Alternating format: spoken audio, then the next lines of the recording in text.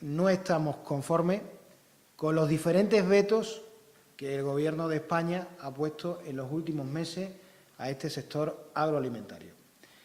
Acordaros que durante el mes de agosto quedaron fuera del cupo, del reparto que se hizo a otras comunidades autónomas, la ciruela extremeña quedó fuera.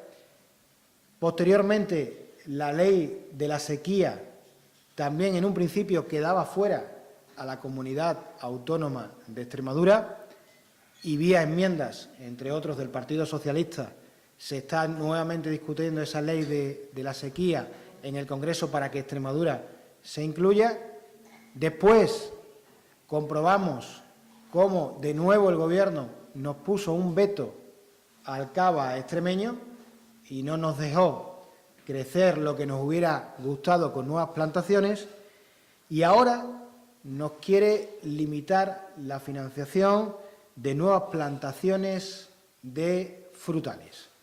Por tanto, desde el Partido Socialista nos oponemos a este nuevo veto en el sector agroalimentario por parte del Gobierno. Queremos ir de la mano con la Junta, estamos a favor de la Asociación de Fruticultores de Extremadura y le pedimos al Gobierno que no limite esta financiación para nuevas plantaciones.